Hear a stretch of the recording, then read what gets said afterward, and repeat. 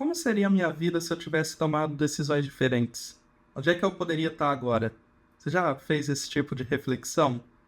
Se eu tivesse feito outra faculdade, se eu tivesse tido uma alimentação melhor e hábitos mais saudáveis, se eu tivesse guardado dinheiro quando era mais novo, se eu tivesse sido um filho mais obediente, se eu tomasse decisões diferentes, talvez eu poderia ser uma pessoa com mais estudos, mais conforto, mais reconhecimento das pessoas em volta, com menos sobrecarga, menos dor de cabeça, com uma qualidade de vida melhor.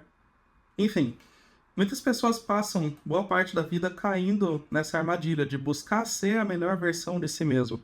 Alguns até ensinam isso como uma meta de vida e ganham muito dinheiro escrevendo sobre o assunto. Mas a Bíblia nos mostra que isso é só uma distração diante daquilo que realmente importa. Fica comigo até o final que você vai entender como lidar com a sua realidade de vida sem correr atrás do vento. Sabe, a vida cristã é uma vida de sacrifícios. Não dá para esperar outra coisa quando nós servimos a um Cristo que abriu mão da sua glória no céu para suportar uma cruz. E se isso já não fosse o bastante, ele também chama a gente a tomar nossa própria cruz para seguir a ele. Se você é um cristão há um certo tempo, já deve ter sentido que o compromisso com a igreja envolve alguns prejuízos que outras pessoas não têm.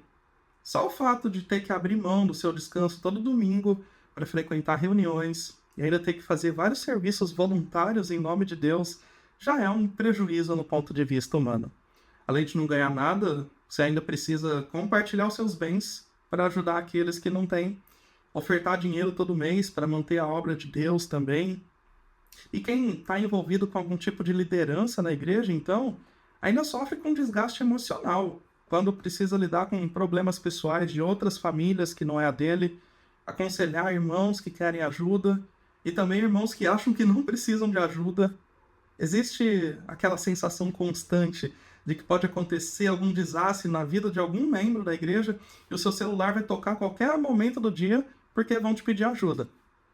Alguns se dedicam em período integral para tentar dar conta de tanta demanda, enquanto outros ainda precisam se desdobrar, conciliando o ministério da igreja com o trabalho durante a semana. Tudo isso faz com que o cristão comprometido com a sua igreja já largue atrás na corrida pelo sucesso nesse mundo. E se isso não bastasse, ainda existem oportunidades de sucesso que a gente deixa passar porque a gente prefere priorizar a nossa família, a nossa saúde ou a nossa comunidade da fé. Existe uma tentação de olhar para tudo isso e concluir que não vale a pena. Alguns respondem a isso abandonando a fé, outros ainda abandonando um ministério na igreja e se tornando um mero espectador de reunião.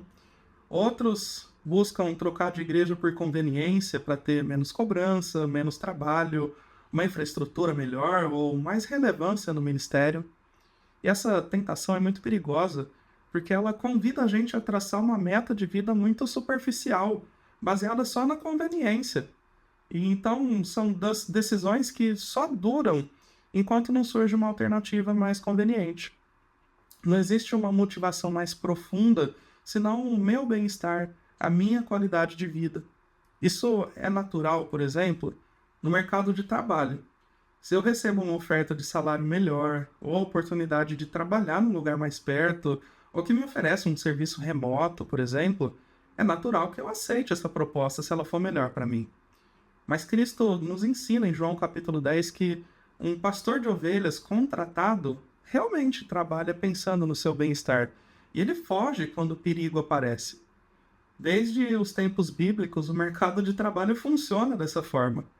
Mas Cristo não quer que as pessoas confundam a mentalidade corporativa com a ministerial.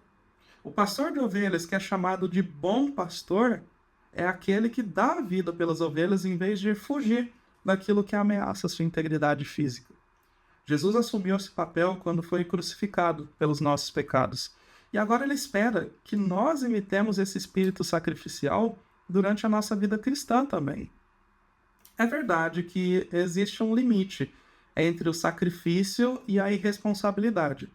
Não adianta se desgastar pela obra de Deus e esquecer da sua saúde física, saúde mental, das suas finanças ou das suas responsabilidades com a família. O seu ministério é desqualificado quando você não administra bem aquilo que Deus confiou para você. Paulo diz em 1 Timóteo 5:8 que se alguém não cuida dos seus, especialmente dos de sua própria casa, tem negado a fé e é pior do que um descrente. Isso não é um bom testemunho e pode afastar ainda mais de Deus aqueles que não vivem pela fé. Na maioria das vezes, o que nós vemos não é a falta de responsabilidade, e sim a falta de sacrifício. Esse é o ponto. Qualquer unha encravada pode ser motivo para largar tudo e buscar uma qualidade de vida melhor para mim e para minha família.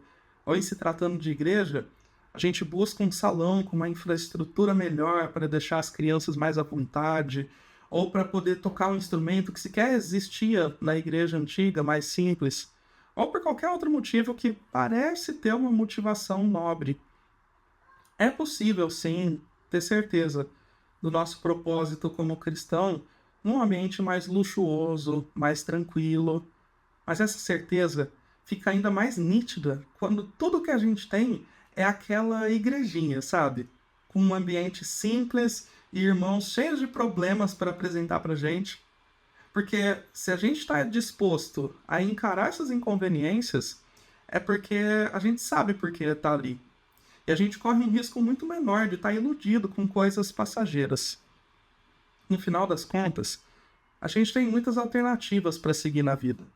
Mas o melhor critério que a gente pode adotar para saber onde é o melhor lugar para você estar, ou qual é a melhor atividade para você fazer, é a sua utilidade.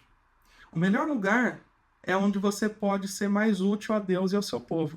A melhor atividade é aquela que te torna mais útil a Deus e ao seu povo. Então, nessa busca pela utilidade e não pelo sucesso, você vai acabar tendo que deixar de lado a melhor versão que você poderia ser. Pode ser que a sua carreira profissional não seja tão brilhante quanto poderia, ou que você não alcance o reconhecimento que você gostaria tanto, ou a calmaria e o bem-estar que você queria dar para sua família. Mas o apóstolo Paulo também diz, em 2 Coríntios 4, que ele frequentemente se sentia pressionado, perplexo, perseguido, abatido, e ele entendia isso como uma forma de carregar em si mesmo a morte de Jesus, e que isso era para o bem da igreja. Por isso ele não desanimava. Embora exteriormente estivesse a se desgastar, ele diz, ele interiormente estava sendo renovado dia após dia, pois os nossos sofrimentos leves e momentâneos estão produzindo para nós uma glória eterna que pesa mais do que todos esses sofrimentos. Então, se a gente olhar as credenciais do apóstolo, a gente vai ver o quanto ele abriu mão para viver esse estilo de vida. Ele simplesmente não podia buscar o seu bem-estar em primeiro lugar quando ele considerava a si mesmo como um devedor a judeus e a gentios. O Evangelho faz isso com a gente. Ele coloca a gente em débito com aqueles que precisam do nosso serviço. O Evangelho naturalmente nos faz largar atrás na corrida pelo sucesso. Mas sabe de uma coisa? Correr pelo sucesso é, na verdade, correr contra o vento. Pela fé, a gente escolhe se desgastar um pouco mais nessa vida e abrir mão da nossa melhor versão, sabendo que lá na eternidade, depois dessa vida, é que nós vamos ser transformados definitivamente à imagem de Cristo, em glória. E aí sim a gente vai finalmente poder aproveitar a nossa melhor versão. Melhor ainda do que qualquer outra nós poderíamos viver nesse mundo caído.